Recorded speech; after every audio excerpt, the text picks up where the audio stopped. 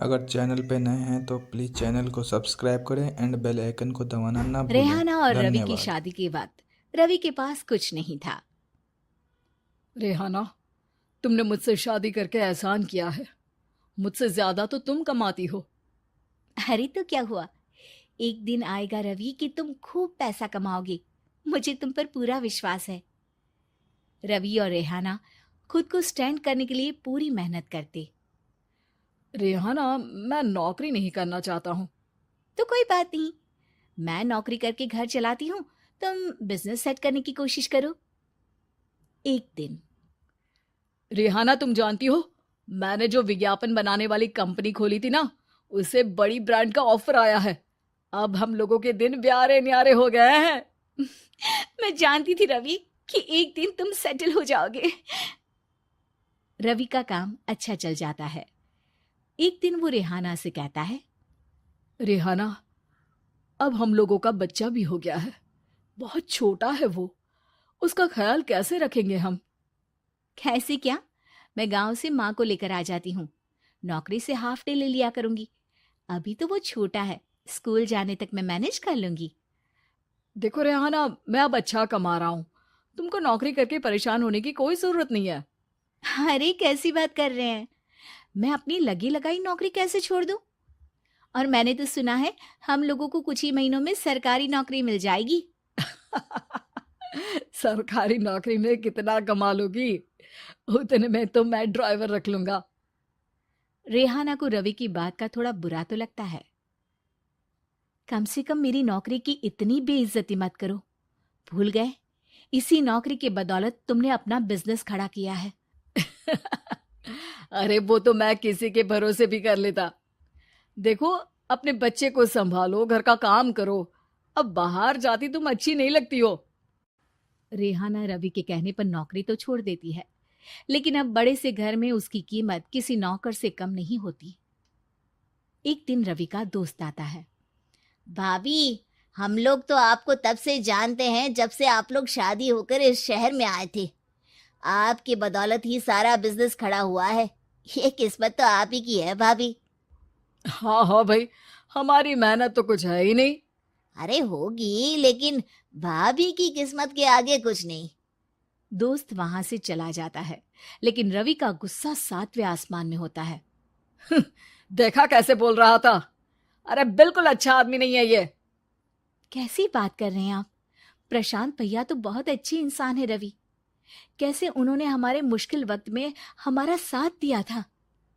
अरे था पैसा तो साथ दिया, नहीं तो कौन पूछता है? रवि का व्यवहार पैसा आते ही अलग हो गया। वो बंदे को बंदा नहीं समझता। घमंड से घिरे रवि ने तो एक दिन हद ही कर दी। रेहाना, मैं अब तुम्हारे साथ नहीं रह सकता हूँ। क्या क्या बकवास कर रहे हो रवि? क्या कहना चाहते हो? और क्यों नहीं रह सकते तुम मेरे साथ? देखो, मुझे कोई और पसंद है, और उसने साथ रहने पर बस यही शर्त रखी है कि मुझे तुम्हें तलाक देना होगा। रेहाना, जो कि एक स्वावलंबी महिला थी, उसने बिना देर किए रवि को कह दिया, कोई इश्यू नहीं, मुझे पैकिंग में 4 दिन का वक्त लगेगा, लेकिन तब तक मैं तुम्हारे साथ नहीं रहूंगी। 4 दिन के लिए तुम कहीं और शिफ्ट हो जाओ, मैं घर से निकलूंगी तो बता दूंगी। रवि घर छोड़कर चला जाता है। रेहाना को दुख होता है, वो रोती है, लेकिन व्यवहार से स्ट्रांग रेहाना को पति के वापस आने का और उसे सबक सिखाने का पूरा भरोसा था। फिर एक दिन, अरे शुशिका, कब शादी करोगी तुम मुझसे? यार मैंने तो सोचा था तुम शादी से पहले मुझे विदेश लेकर जाओगे, महंगी कार दिलाओगे। अरे सब दिला दूंगा, लेकिन पहले मुझसे शादी तो कर लो। हाँ हाँ, क्यों नहीं।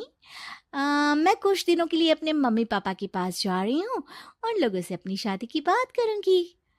अरे शुशिका, कैसे रहूंगा मैं तुम्हारे बिना? अब तो शादी ही होने वाली है हम लोगों की। शुशिका रवि को छोड़कर चली जाती है। रवि घर आता है, जहां रेहाना को ना पाकर उसे सब अजीब लगता है। घर तो रेहाना के बिना कुछ नहीं है। बच्चे की याद भी आ रही है। चलो एक वीडियो कॉल कर लेता हूँ। रवि रेहाना को वीडियो कॉल करता है, लेकिन रेहाना फोन नहीं उठाती। रात को सोते वक्त मन कर रहा है मुन्ने को गले लगा लूं।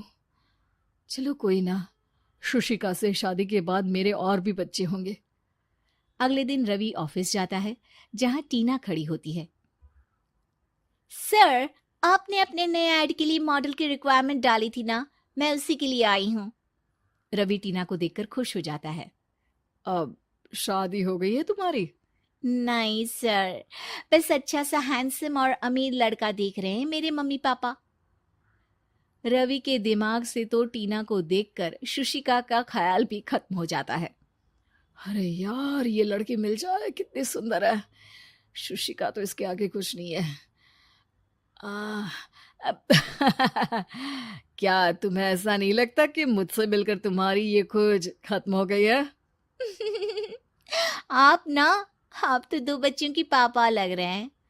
अरे नहीं नहीं, मेरी शादी तो हुई थी, लेकिन बीवी को किसी और से प्यार था, मुझे छोड़कर चली गई। खैर, टीना की दोस्ती रवि से हो जाती है, लेकिन 1 महीने बाद शुशिका रवि के पास वापस आती है। मेरे मम्मी पापा तुमसे मिलना चाहते हैं, लेकिन उन लोगों को ये मत बताना कि तुम पहले से शादीशुदा हो, और हाँ, शादी से पहले अपनी सारी प्रॉपर्टी तुमको मेरे नाम करनी होगी। अरे पागल, अब मैं तुमसे शादी ही नहीं करना चाहता। भला ऐसी लालची औरत से कौन शादी करेगा? तभी वहां टीना आ जाती है। रवि, ये पागल सी औरत कौन है? देखो, तुमने ही कह दिया ना पागल, तो पागल ही है। पता नहीं कौन है, कह रही है शादी कर लो, लेकिन शादी से पहले अपनी सारी प्रॉपर्टी मेरे नाम कर दो। बोल तो सही रही है। वैसे तुम जानती हो, मेरी एक सहेली है, उसके पति ने उसे पैसा आते ही छोड़ दिया, जबकि उसको खड़ा करने वाली ही मेरी सहेली थी। और मुझे भी भरोसा नहीं है। अगर मैं भी तुमसे शादी करूंगी तो तभी जब तुम मेरे नाम अपनी सारी प्रॉपर्टी कर दोगे। अरे हाँ हाँ, क्यों नहीं, बिल्कुल कर दूंगा। रवि और टीना की शादी की तारीख तय हो जाती है। वो अपनी सारी प्रॉपर्टी के कागज लेकर शादी वाली जगह पर पहुंचता है, लेकिन वहां टीना आती नहीं। रवि टीना को मैसेज करता है। कहाँ हो? सॉरी, मैं तुमसे शादी नहीं कर सकती, मुझे तुमसे भी ज्यादा पैसे वाला मिल गया। रवि को गुस्सा आ जाता है। वो गुस्से से सारा डेकोरेशन तोड़ रहा होता है कि वहां रेहाना आ जाती है। सर, क्या हो गया? क्या डेकोरेशन पसंद नहीं आई आपको? तुम यहाँ क्या कर रही हो? मैं यहाँ की डेकोरेटर हूँ। क्या आपको पसंद नहीं आई यहाँ की सजावट? रवि दौड़कर रेहाना के गले लग जाता है। मुझे माफ कर दो रेहाना। रवि रेहाना के गले लग जाता है और रेहाना टीना को थैंक्स का मैसेज करती है।